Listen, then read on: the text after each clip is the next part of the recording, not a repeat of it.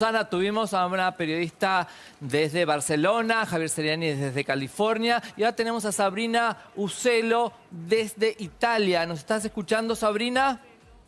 Sí, buenas noches. ¿Cómo estás? Decimos precisamente dónde estás. Hola, estoy en Nápoles. En Nápoles. ¿Cómo vivís, cómo te sentís con todo lo terrible que están viviendo? Bueno, obviamente no es fácil vivir estos momentos, no es fácil pensar en el futuro tampoco, porque por lo que estamos viendo el coronavirus es algo que difícilmente controlaremos, a pesar de todas las medidas de seguridad y de salud que uno esté tomando. Así que seguramente lo que nos afecta más no es haber perdido nuestras costumbres, sino no saber cuándo retomaremos la vida de siempre. Sabrina, ¿cómo estás? Nayara te saluda. ¿Es real que apenas se conoció el primer caso de coronavirus en Italia, ahí mismo dijeron que se quedaran adentro y salían, vacacionaban, se iban a visitar a sus familiares?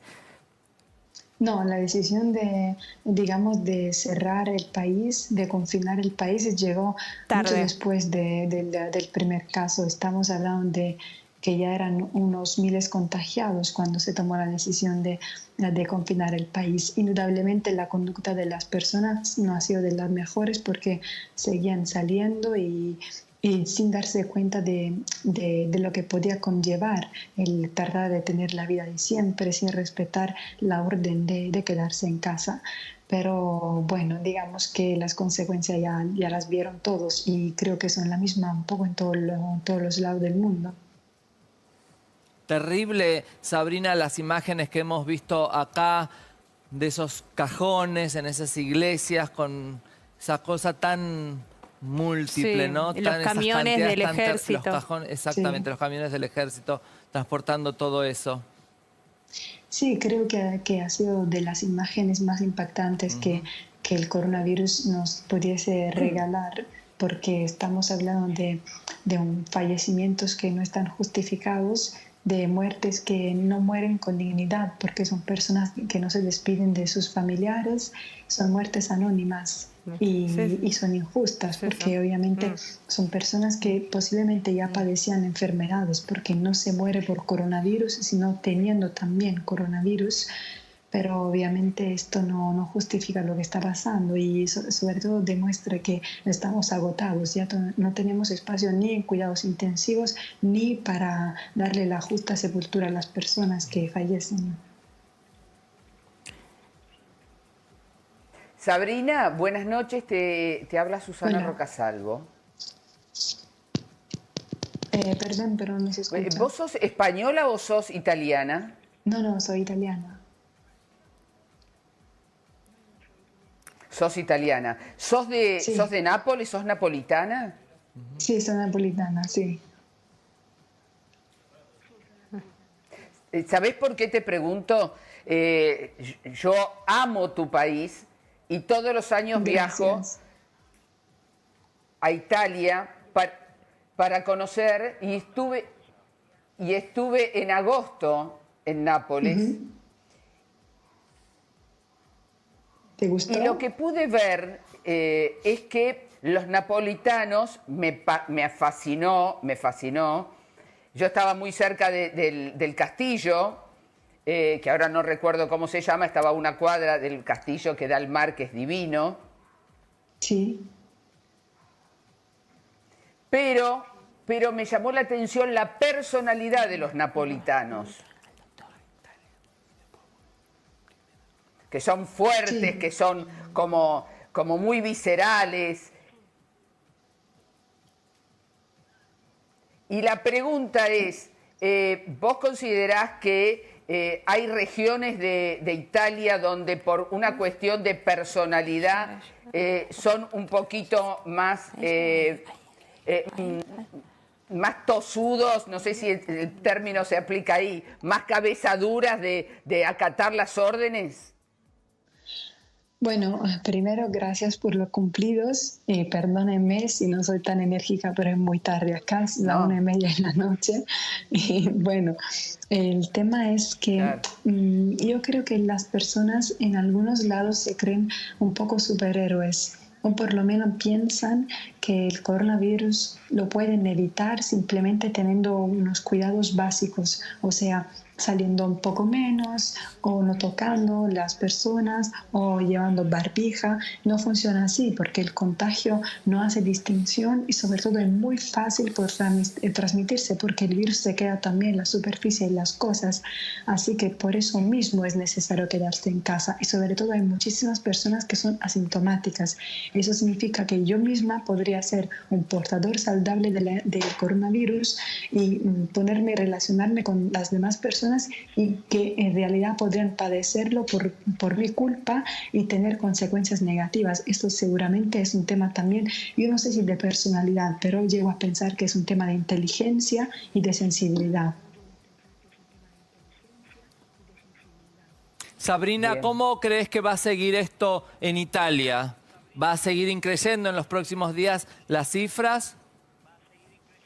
Yo creo que el pico todavía no lo logramos. Yo creo que seguramente estamos logrando en números increíbles, increíblemente negativos, pero no sé si esto ahora está para mejorarse o si todavía nos falta algo por ver, porque Italia, sobre todo en el norte, tiene una población también de edad adulta muy avanzada. Eso significa que obviamente es mucho más fácil morirse teniendo esta enfermedad que salir de esa. Hoy llegaron 52 doctores de Cuba, la semana llegaron también de China, así que nos están ayudando por todos lados porque juntos se puede tratar también de estudiar el fenómeno, encontrar una vacuna, pero eso tomará mucho tiempo.